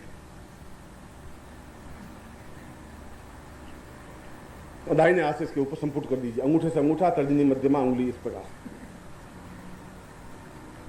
ओम दीर्घायुत्वाय बलाय वचस्पतिस्त्वाम अथो जीव सर्वस्तम माम पूर्वतास्मान सचेतने सा कल्याण कल्याणम अपामाम पूर्वा सा चेतन सा क्रंसि पूर्वा अथास्मान गुरु साक्षिणे दीक्षायाम मृतमस्ता पुरुषाम अथास्मान सचेतन सा पुरुषाम अथास्मान कृते कल्याणम पराम पुरुषा तुभ्यम सा एता सा अदिसा दीर्घा युत्वाय बलाय वचस्पतिस्त्वाम पुरुषाम अथास्मानम सा ब्रह्मांडम परिपार्श्वे साम गुरुसा तुभ्यम संपर्दे। उनको देख लीजिए और उनको नीचे रख दीजिए। वापस 1 2 3 4 चारों। फिर इनके ऊपर एक एक बार कुमकुम लगाइए और वहां से कुमकुम लेकर के अपने ललाट पे लगाइए। पहले एक पे कुमकुम लगाइए, फिर वहां से उठाइए ललाट पे लगाइए, फिर कुमकुम दूसरे पे लगाइए, फिर वहां से कुमकुम लेकर ललाट पे लगाइए। ऐसा करिए चारों पर, 4 बिंदी अपने लगा रहे।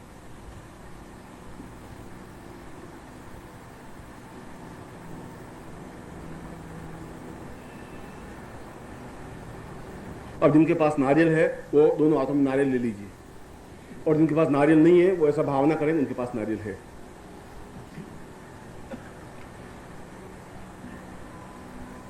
ओम संपूज्य गणमाला, बिल्कुल सीधे बैठिए।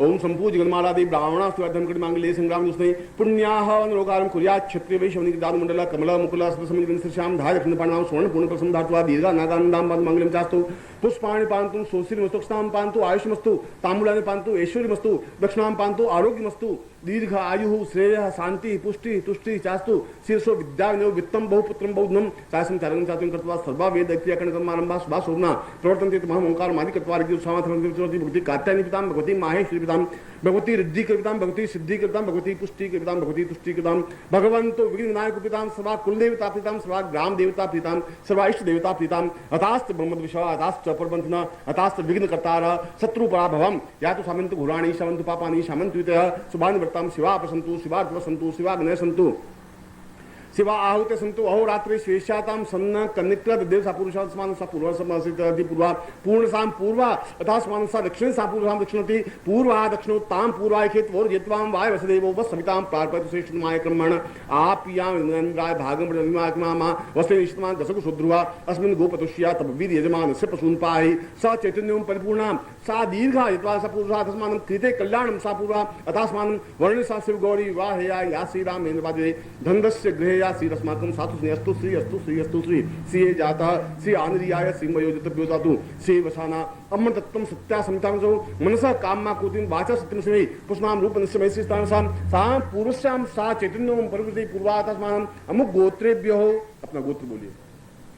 अमुक शर्माहाम, नाम बोलिए। ताम पुरुषाम भगवती साम सुक्षिता पुरुषाम अथास मनसा तेजसे ब्रह्मांड दीक्षा याम पुरुषा अथास मानम सा चैतन्यं परिपूर्णता तुभ्यं से पुरुषा अथास मानम कृते कल्याण तुभ्यं से माम दीर्घा तपसी माम दीर्घा अथास मानम तुभ्यं संपर्ददे।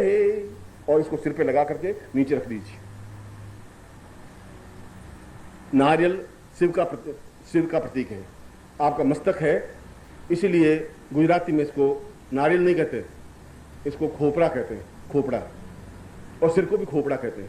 मैं अपने इस खोपड़ी को जिसमें बुद्धि, जिसमें मल विकार भरा हुआ है, नीचे रख रहा हूं। ये भावना है, ये प्रतीक है। अब उसके बाद में आप सीधे या तो वीरासन में बैठिए। वीरासन का मतलब है दोनों पैर पीछे मुड़ करके ऐसा बैठिए, या सुखासन में बैठिए। मगर वीरासन में बैठेंगे तो ज्यादा अच्छा रहेगा। जैसे नमाज पढ़ते हैं मुसलमान, उसको वीरासन कहते हैं। सीधे बैठिए। आप एकदम से पेड़ जितने ऊंचे उठते हैं उतना शरीर आपका ऊंचा उठना चाहिए। बस अभी ले नहीं आप समस्त चैतन्यम साम पूर्वाथास्मानम सदिता पूर्वाथास्मानम सकृते कल्याणम पूर्वाथास्मानम सतुभ्यम संवर्धे। सा चैतन्य सा मेरा सारा मृत्यु और मृत्यु सा उसमें कहा दीक्षायाम मृत मस्तुते, हमारा सारा जीवन और जीवन के छल, जीवन के झूठ, जीवन के कपट समाप्त हो सके, हम एक शुद्ध निर्मल चैतन्य बन सके। उस अग्नि को स्थापन करते हुए समस्त शरीर को उस ब्रह्मत्व अग्नि के माध्यम से जलाने की क्रिया कर सकें। ब्रह्मांड दीक्षा का ये प्रथम पार्श्व है और दोनों हथेलियों को रगड़ करके उसमें अग्नि प्रज्वलित की जाती है। मगर इस बात का ध्यान रखें कि इन हथेलियों को इतनी ताकत के साथ, इतनी फोर्स के साथ रगड़े कि इसमें से चिंगारी निकलनी चाहिए और आपकी चिंगारी मुझे दिखनी चाहिए। ऐसा तो कुछ होगा नहीं आपका, और ऐसा करने से भी कुछ नहीं होगा। बहुत तेजी से साथ ऐसे रगड़ना पड़ेगा और ऐसा ये हाथ जलने चाहिए, फफोले बनने चाहिए। अगर हाथ जल भी जाएंगे तो मेरे पास बर्नोल पड़ा है, मैं लगा दूंगा, वो घबराने की जरूरत नहीं है। मगर आपका दोनों हाथ लगे और फिर मैं जहां अपना हाथ लगाऊं वहां अपना हाथ लगाएंगे। इसलिए पूरे शरीर को शुद्ध और पवित्र और दिव्य चेतना युक्त बनाने के लिए ये बहुत जरूरी है। शाम पूर्वाथा स्वामी 7 रुपये और ताकत के साथ, फोर्स के साथ, दांत भींचे हुए, चेहरे पर एक कठोरता भाव और ताकत के साथ होना चाहिए आपके साथ। सा दीर्घा विद्वाय बलावतिसा पुरुषा अथास्मानं सकृते कल्याणम प्रणता वृद्धि सा पूर्वा अथास्मानं स चैतन्यं परिपूर्णता अथो जीव सर्वदा सतम्मा दीर्घो सा पूर्वा अथास्मानं सा चैतन्य सा कृते बस सिरो ताद्यम संवर्धते।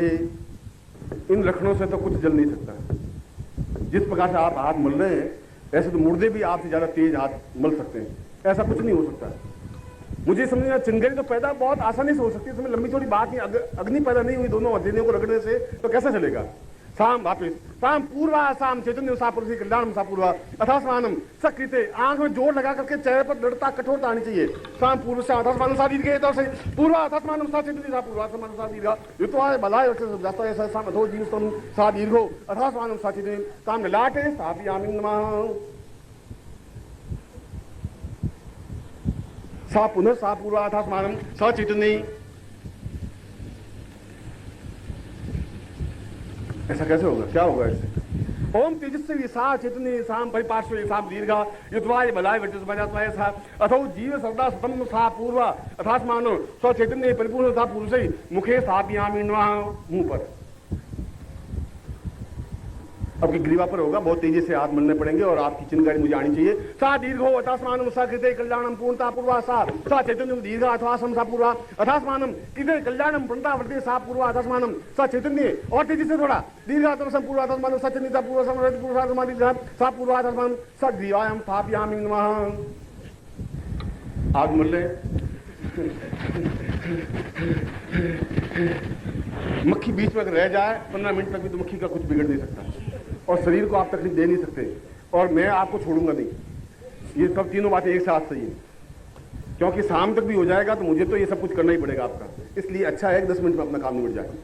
सा चैतन्य परिपूर्ण साम अथास्मानं सा कल्याणे पूर्वा समानं सा चैतन्य अब से पूर्वा आविर्भूतम इखेत वोर जित्वाम वाय वसदेव व सविताम तार प्रदुषेष्णु आक्रमणापिया इंद्राय भागम प्रदिमाक्रमणाम श्रीष्णमान गसुगु सोद्रुवा अस्मिन् गोपतोस्याम तब वीर यजमान से पसुन पाई सा चैतन्य सा पूर्वा अथास्मानं शक्तिते कल्याणं प्रणता सा पूर्व साधमान सा तेभ्य साम वक्षस संस्थापयामि नमः।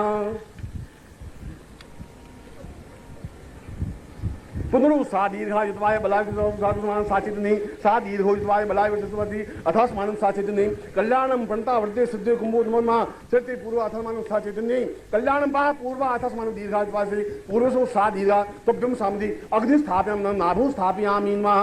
नाभि पर दीर्घ युत्वाम परा अथास्मानं सा चैतन्य कल्याणम प्रणता पूर्वा अथास्मानं सा भेसा पूर्वा अथास्मानं सकृते कल्याणम कल्याणम अपान पूर्वा अथास्मानं चैतन्य सा दीर्घा से पूर्व अथास्मानं सा दीर्घो अथवा सा पूर्वा अथास्मानं सकृते कल्याणम प्रणता से पूर्व अथास्मानं सा दीर्घो साम पादयो नमः। दोनों जंघों पर नमः संताम पूर्वा अथास्मानं सा चैतन्य सा पूर्वा अथास्मानं कृते कल्याणं सा पूर्वा दीर्घौ युतवाय बलाय सा पूर्व अथास्मानं सा दीर्घौ सा शतं सा दीर्घा सा कल्याणं प्रणता से पूर्वा सा चैतन्य सा दीर्घो सा पूर्वा अथास्मानं सा पूर्वा अथास्मानं पादयोः दोनों पैरों पर। स अग्निम अग्निम आवाहयामि अग्निम आवाहयामि पूर्वा अथास्मानं सा चैतन्य सा अथास्मानं सा दीर्घो युतवाय बलाय सा चैतन्य सा पूर्वा अथास्मानं सा दीर्घा सा पूर्वा अथास्मानं कल्याणे कंठा पूर्वा अथास्मानं सा चैतन्य सा पूर्वा अथास्मानं सा दीर्घो सा पूर्वा अथास्मानं सा बाहो व्यम संप्रदे दोनों बाहों पर। और इस बार और तेजी के साथ पूर्ण अग्नि को स्थापन करते हुए, देवत्व अग्नि को स्थापन करते हुए, सा ईवायाम पूर्वातास्मानम, रुकेंगे नहीं आप, बिल्कुल तेजी से साथ, और तेजी के साथ, और तेजी के साथ क्या कर रहे हो तुम तो ये, और चैतन्य पूर्व आधास्मानम सकृते कल्याणम पंडा सा पूर्व आधास्मानम अग्निदूतम वायुते पूर्व आधास्मानम सा चैतन्य कल्याणम पूर्व आधास्मान सा दीर्घात्मा दीर्घा सा चैतन्य पूर्व आधास्मानम सकृते कल्याणम पंडा पूर्वात्मनि सा चैतन्य पूर्व आधास्मान कल्याणम पूर्व समरि सा दीर्घो सा पूर्व समरि दीर्घा अथास्मानम सा चैतन्य तुम पूर्व आधास्मानम। थोड़ा करते रहिए, पूरे तेजी से साथ करिए।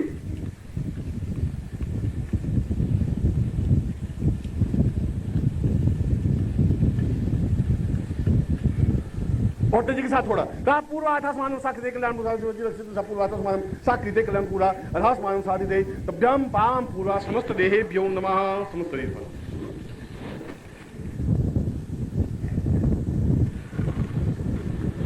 दीर्घोतास्मानम सा चैतन्यम परिपूर्ण स्थान पूर्वा अग्नो सा पूर्वा अग्नि था पूर्वा अग्नि दूतम पूर्वदेव अभिवाम पूर्वे देवाम आसाम दयाधिया समस्त चैतन्यम जीवम सा आवाहयामि समस्त देवता पूर्वा अर्थात मन शुद्धि प्राण शुद्धि आत्म शुद्धि सा देवायामि सा समस्त कल्याण मम रुद्र स्मृति ब्रह्मांड ब्रह्मज्ञान प्रथम पुरस्कार ऋषि वनस्पति आभा साम पूर्वम संपर्दिनादि कल्याण प्रत्यम संपर्दे।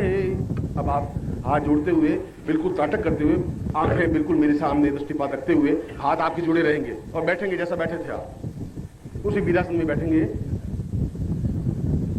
और हिलेंगे नहीं।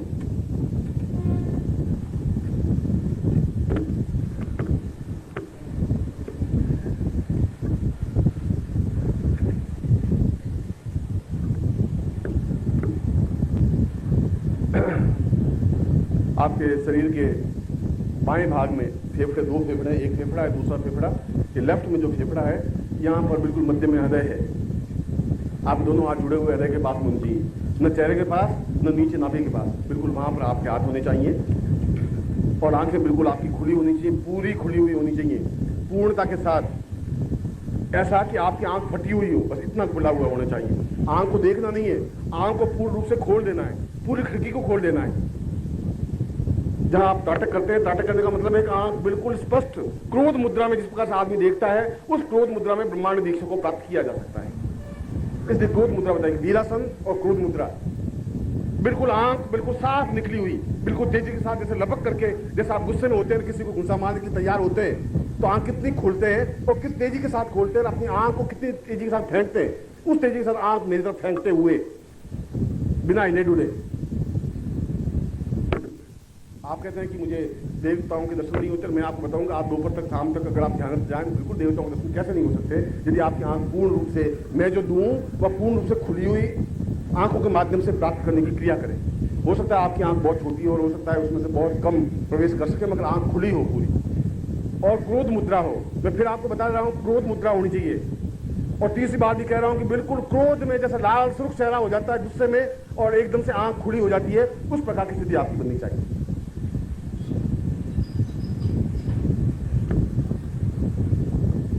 मिलेंगे नहीं,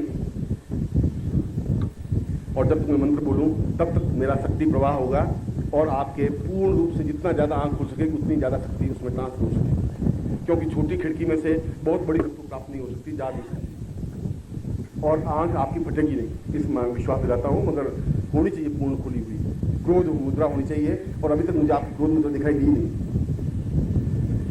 ऐसा क्रोध मुद्रा। ओम पूर्वा सतां सास्ते पूर्वा तस्मानं सा चितिन साइके दूर जेत्वाम भाग सदैव व सविदाम प्राप्त से समाय क्रमण। आप यंद्रा भाग प्रजाना और थोड़ी खोलिए, लिखे त्वाम पूर्वा तस्मानं सा चैतन्य दे सा कल्याण पुण्डावदे सा दीर्घो अथवा सम चैतन्य सा कल्याण पुण्डावदे पूर्वा तस्मानं सा चैतन्य अथवा अथास्मानं सा सते सा दीर्घा अथवा सा पूर्वा अथास्मानं सा चैतन्य सा पूर्वा अथास्मानं कृते कल्याण पूर्वा से दीर्घा अथास्मानं सा पूर्वा सम दीर्घा के नामदि पूर्वा सा त्रन दीर्घा से पूर्वा सम दीर्घा सा कल्याण पूर्वा पूर्वा सम दीर्घादि पूर्व उपसन सा आंग काम सा पूर्वा सम से अंग अंग अंग इंग इंग से पूर्वा सम से क्रीं क्रीं क्रीं काल का पूर्वा सम से अंग सा पूर्वा सम से पूर्वा तस्मनि सा चैतन्य सा दीर्घा से पूर्वा सा सम सा दीर्घा तो बना से तो 50 सात हो सा पूर्वा सा वर्षोत्तम भानम से पूर्वा रासमानम क्रांति के शाम सीन सु ओम का रूप ने जन जन जन जमरानी भ्राम ध्रीम भ्रूम भैरी भद्रवाणी अंग सा पूर्वा रासमानम सा कृते कल्याण प्रताप से दीर्घा सा पूर्वा सम शाम सोम साप दिशा मंत्र साप तेजस्वितम सा प्राण सा चैतन्य सा जागृत सा त्रोटे सा स्फोटे सा दीर्घ दीर्घा सा ब्रह्मांड स्फोट सा चैतन्य सा जागृत सा कृते सा कल्याण अभास मानम सा दिदे पूर्वाधार मानम सा दीर्घो सा पूर्वाधार मानम सा दिदे पूर्वाहा सा सदाम सा दीर्घा सी पूर्वा अभास मानम सा कृते कल्याण पूर्व समान सा मम समस्त शिष्य नाम सा पूर्वा अर्थात मन ब्रह्मांड दीक्षा याम पूर्वा दीर्घो सा वदाम सा क्रोध मुद्रायाम सा पूर्व सा अर्थात मन सा चितनी आत्मा से पूर्व से सा बगलाम क्यों सा पूर्व से चिन्मस्तान सा पूर्व से अर्थात मन धूमावती सा पूर्व से समस्त देवी देवता जो सा पूर्व आता इंद्र वर्ण यमक कुबेर सा वशिष्ठ विश्वामित्र गर्ग अत्रि गणाल पुलस्त्य सा दीर्घो अर्थात मानम सा दीर्घ अर्थात मानम सा पूर्ण ब्रह्मांड रूपेण सा नेत्र रूपेण सा चैतन्य प्रभुना सा मानि सा कृते कल्याण पूरा अर्थात मानम सा दीर्घ अर्थात मानम सा हा सा प्रभु सा पूर्व अर्थात मन चैतन्य सा दीर्घो सा पूर्व अर्थात मानम कृते सा पूर्वा से सा चैतन्य सा पूर्व सा मानम धाम दीन पूर्वाधर्म धाम दिशाएं पूर्वा साम बम बम्बा पूर्वसम श्री ब्रह्मराजी भ्राम श्री पूर्व वेदी भेद कालिनी सब से अदासन ब्रह्मा ब्रह्म से पूर्वसम श्री भ्राम भ्रूम रासम श्री मम से मृणालिनी मुद्राणी रुद्राणी कपालिनी आदि पूर्व आत्मानम स चैतन्य स जागृत सा रूपा आत्मानम स कृते कल्याणम प्रणता सा पूर्व आत्मानम स कृते स चैतन्य परिपूर्ण सा पूर्व आत्मानम स कृते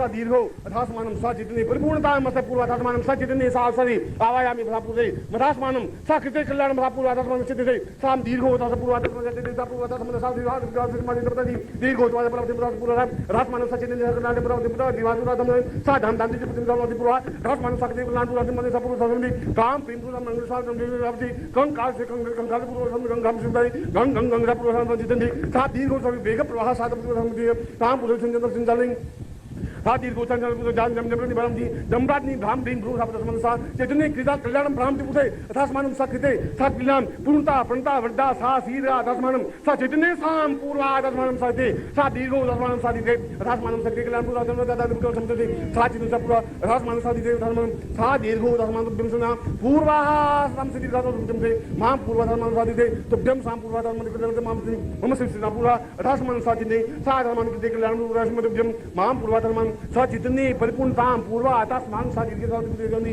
जांग दी पूर्व समान सा पूर्व मान धाम थीम धूम सब दम दम धम धम सा पूर्व समझ जाने धाम पूर्व समान सा चितन्य कल्याण के वंदिनी सा आहा सा पूर्व समझ दी धाम भ्राम भ्राम सा पूर्व समझ माम रक्षम चितन्य कंकाल नि सा खेती सा कंकाल पुतम तुभ्यम सा पूर्व धर्मनि तुभ्यम सा कृत मेरे कसन मां समस्त शिष्य नाम सा चितन्य सा जगरे सा पूर्व से विस्फोट जागरे तोट दीप्त सा से पूर्व ब्रह्मांड दीक्षा याम पूर्व समानम सा चितन्य सा तुभ्यम सा पूर्व समान तुभ्यम संपर्क दे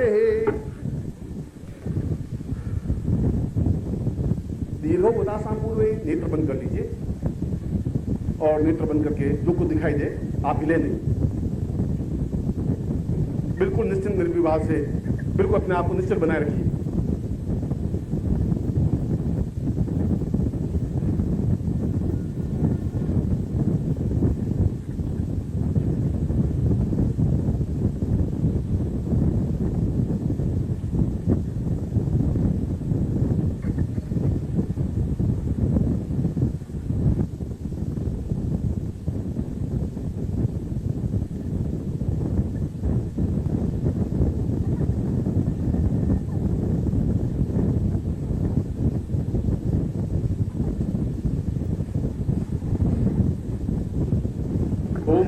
शांतिरंतरिक्षं शांति पृथ्वी शांतिराप शांतिरोपदयः शांति वनस्पतयः शांति विश्वे वेदा शांति ब्रह्म शांति सर्वभूम शांति शांतिरेव शांति सामा शांतिरेति। 3 बार ओम की उच्चारण करेंगे सर किसी आसन में। हरि ओम।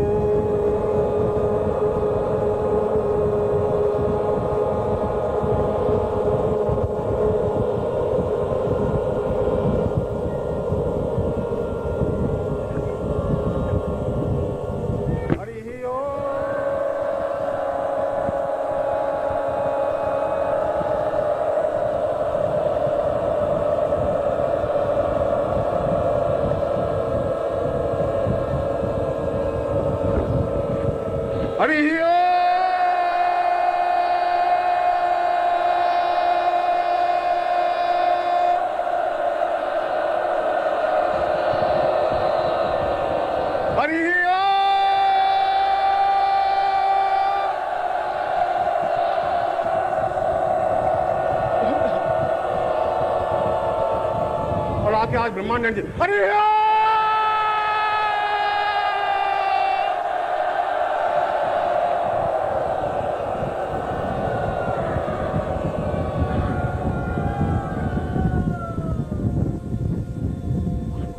पूर्णमदः पूर्णमिदं पूर्णात् पूर्णमुदच्यते पूर्णस्य पूर्णमादाय पूर्णमेवावशिष्यते ओम पूर्णतां पूर्णाथास्मानं स पूर्णेशां बुद्धिं संवर्धते।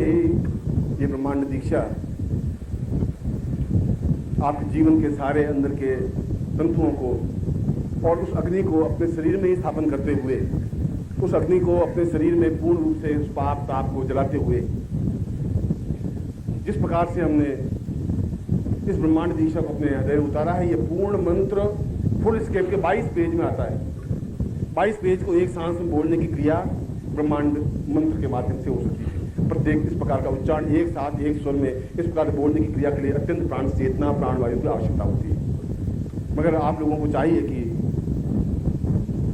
आप तो श्रुत हैं, स्मृति तो नहीं है, और आपके पास ऐसी धरोहर रहनी चाहिए।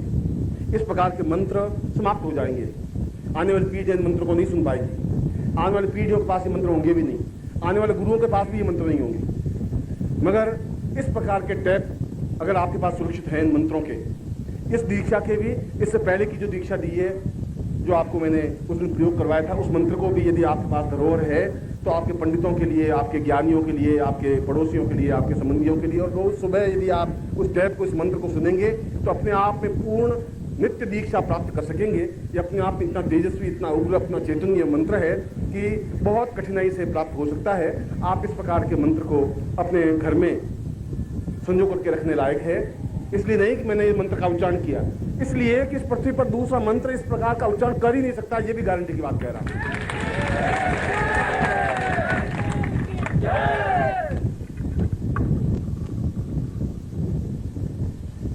दीक्षा क्रम के आज पूरा दिन, जब आपने ब्रह्मांड दीक्षा ली, मस्ती के साथ पूरा दिन व्यतीत करना है। किसी प्रकार की भय, घबराहट, चिंता होने की जरूरत नहीं है, क्योंकि इस दीक्षा के दक्षिणा के बदले में मैं आपके भय, आपकी चिंताएं, आपकी परेशानी अपने ऊपर लेता हूं। आप चिंता मत करिए, आप निश्चिंत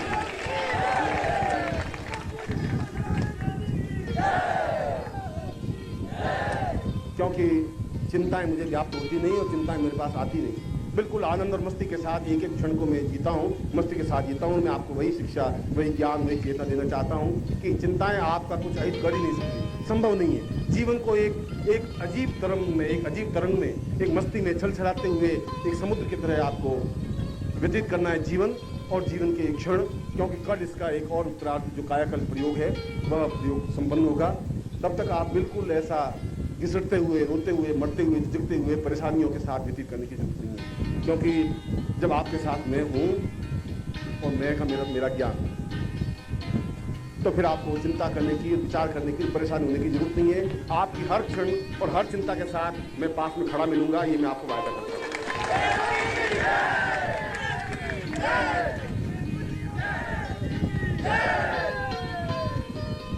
और आज अभी इस प्रवचन के बाद प्रारंभ होने से पूर्व निर्मोही जी ने कहा कि एक इस प्रकार का रथ हम पूरे भारतवर्ष में घुमाएं, तो ये चैतन्य रथ, या इसका नाम हम कुछ भी देने के स्वानंद रथ, या ये रथ प्रत्येक प्रांत में आप आमंत्रित करें। वहां पर भूल चूक भी नारद महल का नाम नहीं लिखो, जरूर नहीं है। भूल चूक भी मुझे गले में हार नहीं पहना है, मगर ये संस्था, ये चिंतन, ये विचार, ये हमारे जो मंत्र है, ये धारणा है, ये सुरक्षित रह सके।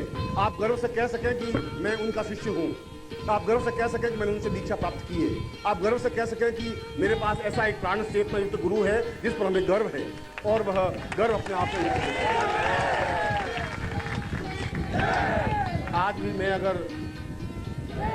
आज भी मैं पूरे हिमालय को अगर छाना है, विचरण किया है सन्यासी जीवन में, तो आप कल्पना कर सकते हैं, ग्रस्त में रहते हुए भी मैं बिल्कुल इतना निर्भीक और निश्चिंत रहता हूँ, प्रहार करने की क्षमता रखता हूँ, बोलने की क्षमता रखता हूँ। तो कल्पना करते हैं कि मैं एक सन्यासी जीवन में कितना उग्र और कितना व्यक्तित्व रहा होगा, मगर मैंने कभी चिंता की नहीं।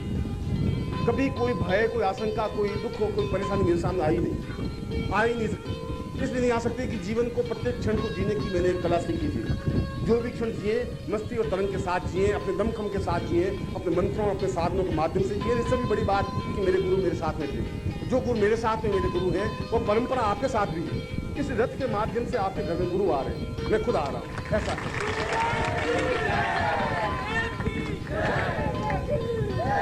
जब आपके यहाँ 1 अक्टूबर से तो शायद हरियाणा में ये घूमेगा और उसके बाद में निर्मोही से कर लीजिए कि नवंबर में एमपी की यात्रा करे या यूपी करे, दिसंबर में कहाँ यात्रा करे, मगर वह पूरा रथ जो कि आपका दिया हुआ है, आपके पैसों से, आपके प्रयत्नों से बना है, उसमें वह सारा विचरण करे और उसके घर में जाकर के रुके जो इस संस्था के लिए। मैं आपको पूछ रहा हूँ कि आपने अपने खुद के लिए, पत्नी के लिए 300 रुपये की साड़ी और महीने के 8 रुपये का भोजन तो आप करते हैं।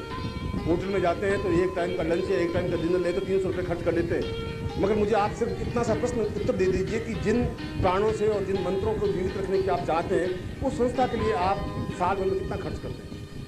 5 पैसे भी। और अगर संस्था के लिए आप 5 पैसे भी खर्च नहीं कर सकते तो जीवन का कोई मकसद, कोई प्रयोजन है भी नहीं। ग्रस्त के लिए खर्च करना जरूरी है, मगर संस्था के लिए भी हमारा चिंतन होना चाहिए, बहुत आवश्यक है। संस्था आपकी वजह से पनपती है, इसलिए जिनके घर में भी रथ रुके वो कम से कम स्वयं पत्रिका के 11 सदस्य बनाए और आमंत्रित करें कि मेरे घर में आकर रथ रुके। शाम को उन सब गुरु भाइयों को, आपके शहर में जितने गुरु भाई हैं उन सबको बुलाएं।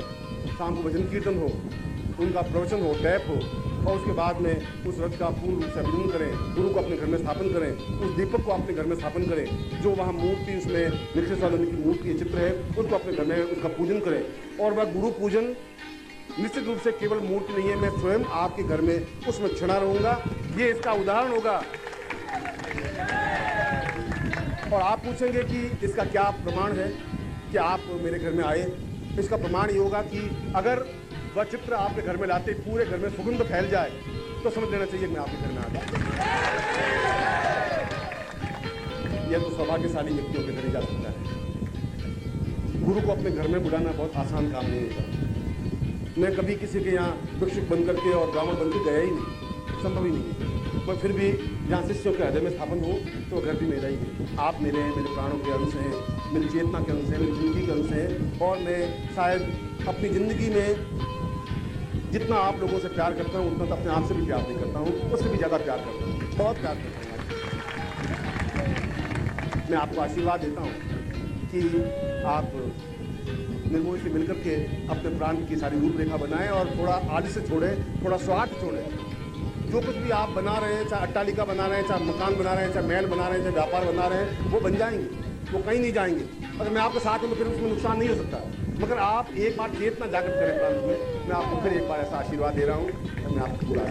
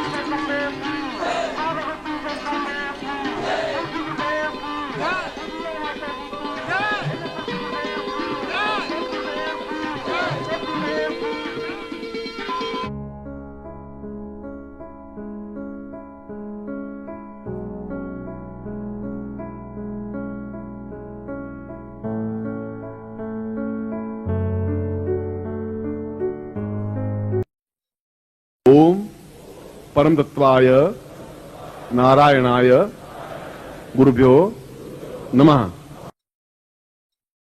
ओम ह्रीं मम प्राण देह रोम प्रतिरोम चैतन्य जाग्रय ह्रीं ओम नमः। ओम भूर्भुवः स्वः तत्सवितुर्वरेण्यं भर्गो देवस्य धीमहि धियो यो नः प्रचोदयात्।